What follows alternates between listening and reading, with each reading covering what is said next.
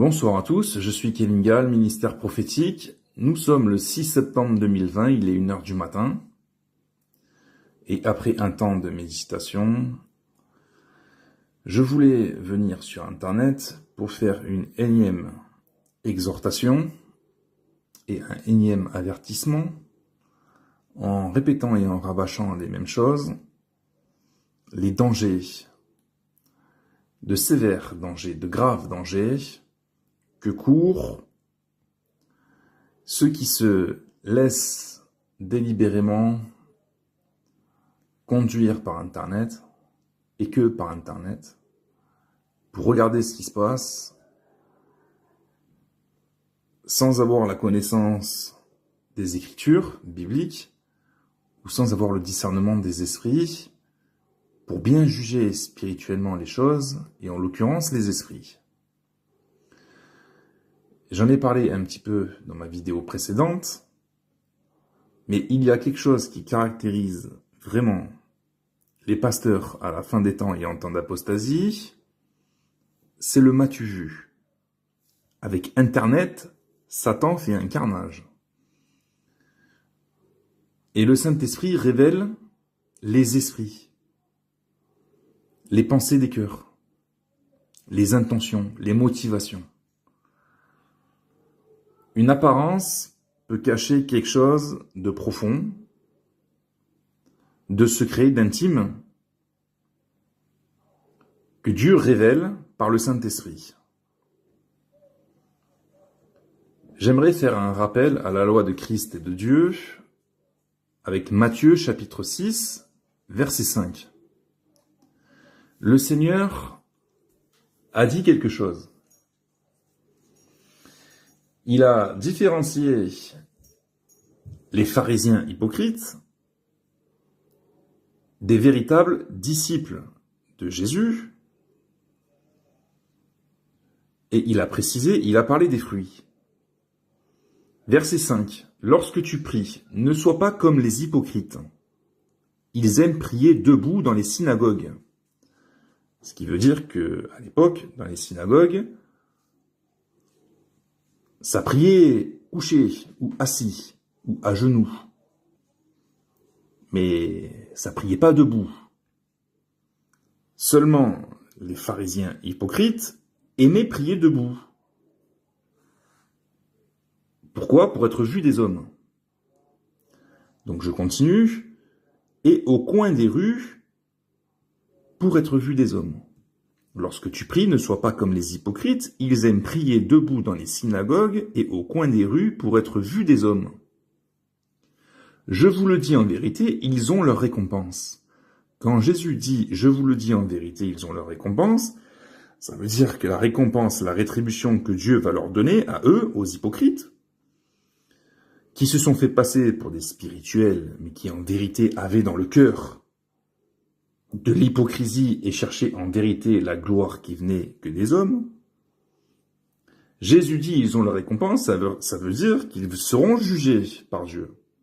Ils auront pour salaire le jugement de leur hypocrisie. Il dit, mais toi, quand tu pries, il parle à ses disciples, il parle aux chrétiens, à ceux qui sont nés de nouveau. Mais toi, quand tu pries, entre dans ta chambre, ferme ta porte et prie ton Père qui est là dans le lieu secret. Donc, Jésus veut bien faire la distinction entre les hypocrites qui prient Dieu publiquement pour être vus des hommes et les disciples de Jésus qui sont censés être saints et être purs et être sincères, qui doivent, eux, se tenir dans un lieu secret, autrement dit caché, pour exercer leur culte personnel dans la présence du Père seul. Et ton Père qui voit dans le secret te le rendra ouvertement. Donc, il y a bien ici un enseignement que Jésus a donné. Jésus ne veut pas que ses enfants, ses disciples, se mettent comme ça, être comme les pharisiens de l'époque.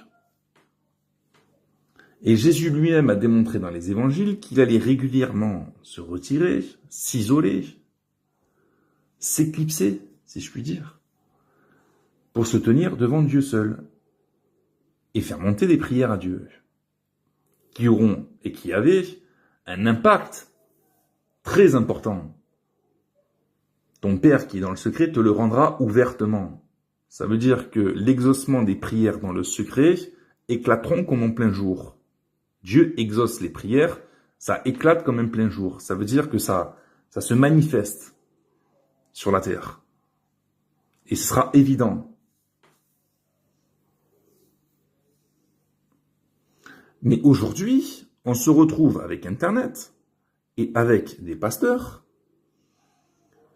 qui ont pour habitude de toujours vouloir s'enregistrer pour être vus des hommes, et puis le beau costard, et puis les beaux projecteurs,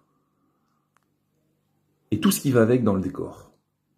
J'en ai déjà parlé je sais pas combien de fois, mais pour moi c'est extrêmement important parce que il faut la révélation de ça. Il faut vraiment la révélation de ça. Imaginez-vous si à l'époque de Jésus, les disciples, les apôtres de Jésus et avec le Seigneur lui-même, ils se mettaient comme ça sur l'estrade avec des projecteurs de partout, à s'enregistrer, à se filmer comme ça en live et à faire des prières comme ça à Dieu devant tout le monde. Est-ce que vous pensez sincèrement qu'ils avaient cet état d'esprit?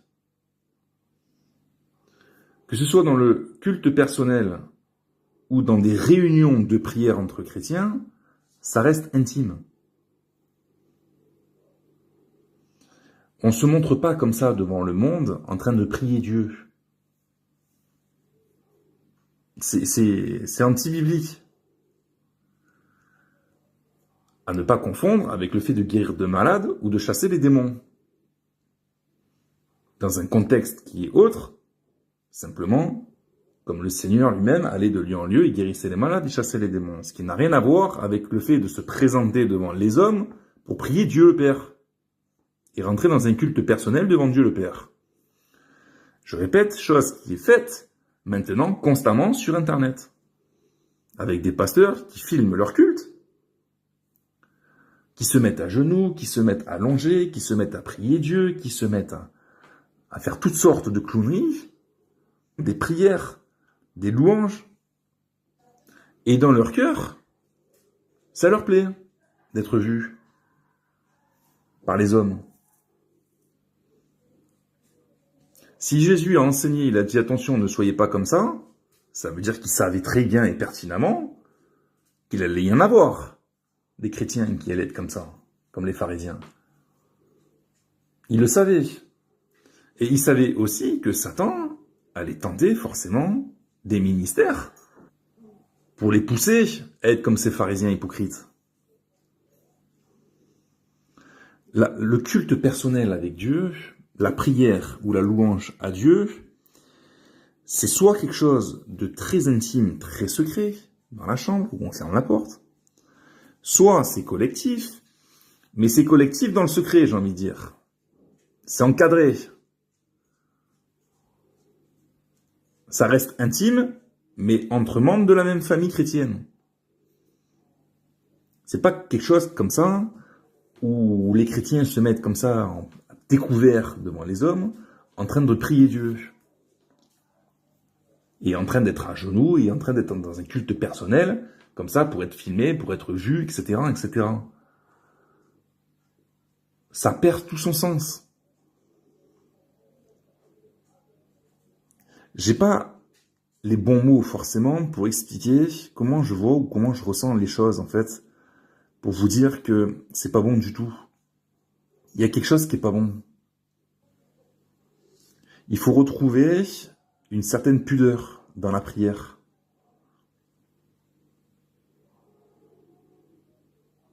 Vous savez, il y a des discussions avec Dieu. Il faut vraiment que ça reste intime. C'est pas bon que tout le monde soit au courant de vos prières personnelles à Dieu, quoi. C'est pas bon du tout. Seigneur, fais que ceci, fais que cela. J'ai besoin de ceci ou j'ai besoin de cela. Fais que ceci, fais que cela, patati patata, devant tout le monde. C'est pas bon du tout. En fait, c'est ça le problème, c'est que vous avez tellement été habitués dans les églises évangéliques, dans les églises bibliques, j'ai envie de dire, normalement bibliques. Vous avez tellement été habitués à suivre ce genre de coutumes et de traditions, de toujours vous filmer, de toujours être vu des hommes, de toujours faire du spectacle et du cirque, que vous avez pris ça comme référence et comme quelque chose de normal, alors que c'est pas du tout normal. Un culte, si vous êtes en réunion, si vous vous rassemblez pour être en réunion, il n'y a pas de souci.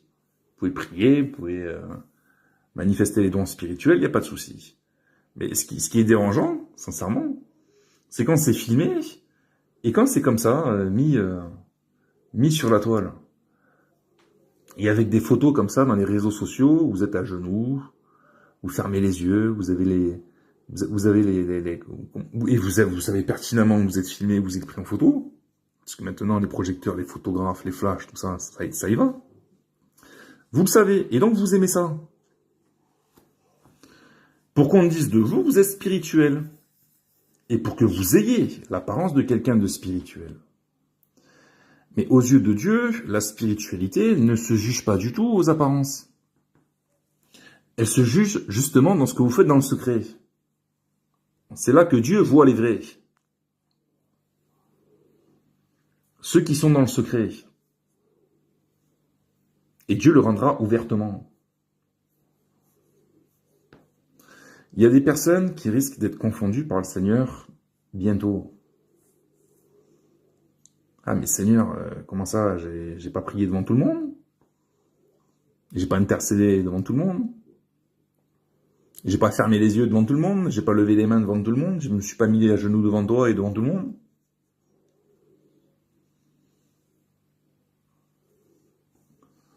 Satan sait que l'opinion des hommes est un piège pour les ministères. Et que le m'as-tu vu, c'est ça le piège. Alors, il suffit que vous mettiez à chasser les démons en public, ou que vous mettiez à prier pour les malades en public, et que si Dieu exauce votre prière, et que les malades sont guéris ou que les démons soient chassés, ça peut suffire, si vous êtes vu publiquement, qu'on vous court après, et qu'on fasse exactement comme ce qui avait été voulu qu'on fasse à Jésus, qu'on le fasse roi de suite d'Israël. Qu'on vous mette sur un haut piédestal. Et Jésus, quand il voyait ça, il s'enfuyait. Il avait cette attitude de fuir.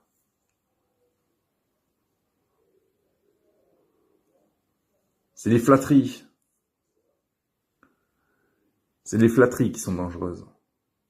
Parce que vous vous exposez. Et à partir du moment où vous vous exposez, Satan va susciter des personnes pour vous flatter et vous allez aimer ça. Mais si vous n'allez pas aimer ça dans les 5 minutes, si vous n'allez pas aimer ça dans la première semaine, si vous résistez et que vous n'aimez pas ça dans le premier mois, ou même dans la première année, avec le temps, ça va rentrer dans le cœur, les flatteries. Et vous allez les aimer. Vous allez finir par les aimer. Et vous allez finir par devenir hypocrite. Vous allez passer plus de temps à faire les choses pour être aimé des hommes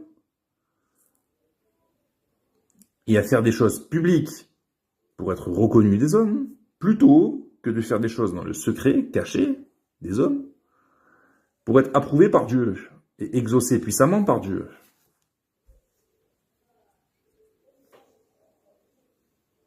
Est-ce que je dis la vérité? Il n'y a pas un ministère maintenant qui est capable de prier sans caméra. Il n'y a pas un ministère maintenant qui est capable de prêcher sans costard. Il n'y a pas une église maintenant qui est capable de servir Dieu sans les strass, les paillettes, les projecteurs, les bijoux, les maquillages, etc., etc., etc. Ça n'existait pas, ça, à l'époque de Jésus, ça n'existait pas à l'époque d'Israël, dans l'Ancien Testament. Ça n'existait pas, ça, dans la Bible. C'est quelque chose qui est né. Qui est né de quoi? De la chair. Et c'est poussé par le diable. Alors, elle est violente, hein, cette révélation. Si vraiment vous la recevez comme telle, si la graine, là, elle tombe dans la bonne terre, c'est violent. Hein. Cette révélation, elle est violente, hein, parce que vous allez commencer à discerner les esprits. Au point, on l'a vu hier, qu'il y a des vidéos qui sont censurées ou supprimées pour atteinte aux droits d'auteur. Ça vous dit déjà que le fruit est mûr, le fruit pourri de l'orgueil et de l'hypocrisie est mûr. Ce qui s'est passé hier, le mail que j'ai reçu de YouTube, j'en ai parlé, allez voir la vidéo d'hier, c'est révélateur. Il n'y a pas de hasard en fait. J'ai bien compris que Dieu a voulu m'interpeller sur un point qui est essentiel. C'est que Internet est un danger. Que la vidéo est un danger. Autant c'est peut-être un danger pour le diable, autant c'est pareil, ça peut être un énorme piège pour le ministre qui exerce son ministère. Et moi, ce que j'ai peur, c'est que des ministres s'attendent à recevoir beaucoup, mais qu'en réalité, en vérité, Dieu va les juger, non pas sur leur nombre de vidéos, sur leur nombre de photos, sur leur nombre de m'as-tu vu, mais sur ce qu'il y avait dans leur cœur au moment où ils ont exercé le ministère. Sur est-ce qu'ils ont aimé les flatteries, au point, même, hélas, à la fin des temps c'est comme ça, de donner un évangile tordu à l'eau de rose. Où on vous cache la vérité, ou alors on vous dit pas toute la vérité, ou alors on vous dit des demi-vérités. Ah non, faut pas, surtout pas craindre le Seigneur, ni l'enfer maintenant. Oh. C'est pas comme ça que ça marche, Dieu est amour. Si vous aimez Dieu, ça suffit, vous allez aller au ciel.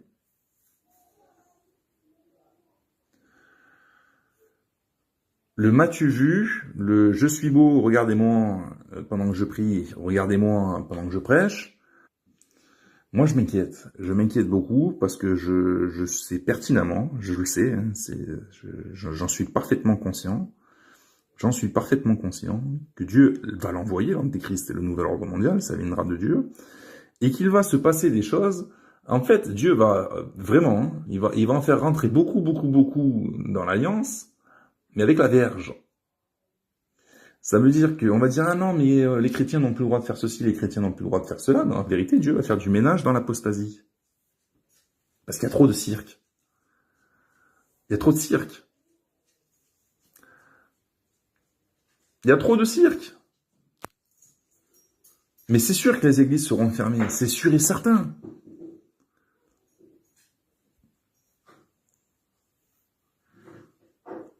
Comment voulez-vous que Dieu puisse remettre le véritable évangile à sa place? À la fin des temps, quand c'est du n'importe quoi, au bout d'un moment, bon, ben, il se lève, il sort sa verge. Hein. C'est avec les ténèbres que ça va se passer. Ça a toujours été comme ça, d'ailleurs.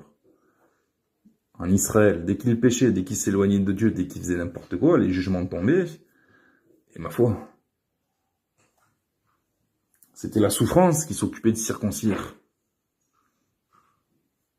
Parce que la circoncision des cœurs, elle va faire mal. Hein. C'est pas fini. Hein. Quand Dieu va commencer à circoncire les cœurs, vraiment, il n'y a pas grand monde qui voudra poster une caméra et pour se filmer, et regardez-moi en train de prier, regardez-moi en train de faire ceci, en train de cela. Hein. Ça, c'est... Mais toi, quand tu pries, entre dans ta chambre, ferme ta porte et prie ton Père. Il faut vraiment la méditer, cette parole. Qu'est-ce que Jésus a voulu dire? C'est quoi l'enseignement qui est derrière? Est-ce qu'il faut que je fasse ça juste avant de me coucher? Est-ce qu'il faut que je fasse ça juste avant de me lever pour partir au travail? Non, il y a un enseignement, c'est un état d'esprit que Dieu donne, ici, comme enseignement, comme commandement. Le Seigneur parle de ceux qui sont humbles, qui se cachent dans leur prière. Ils n'aiment pas être vus des hommes. Jésus lui-même n'aimait pas être vu des hommes. Il devait exercer son ministère public, certes, mais dès qu'il le pouvait, il restait seul avec Dieu. Il se cachait, hein. Il se cachait même de ses disciples. Pourquoi? Parce que la relation avec Dieu, la relation verticale, elle est premièrement secrète, elle est intime, elle est dans le cœur. Elle est cachée dans le cœur. Jésus a parlé également dans une parabole d'un trésor caché. Certes, il faut prêcher l'évangile à toutes les nations, mais en même temps, il faut garder une relation avec le Père qui est de l'ordre de l'intime, du secret. Et c'est ce qui va faire toute la différence quand Dieu va dire « toi je te connais et toi je te connais pas ». Parce que Dieu connaît ceux qui le prient dans le secret, qui ont une relation personnelle avec lui dans le secret, surtout dans le secret. Et c'est ça que Dieu cherche, plus que du cirque et du m'as-tu vu.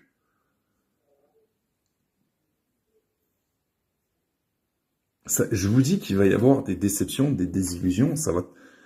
c'est même pas pour faire le buzz que je fais ce genre de vidéo. J'ai jamais cherché à faire le buzz, moi. Ça m'intéresse pas de faire le buzz. J'arrête pas de dire que j'ai pas envie de venir sur Internet.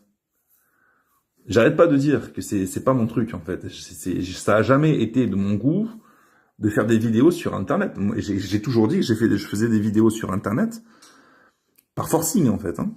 Plus qu'autre chose. Donc on est loin, de mon côté, de mettre des caméras, de me filmer pour faire le coq. Hein. Ça m'intéresse pas, ça, hein, sincèrement. Hein.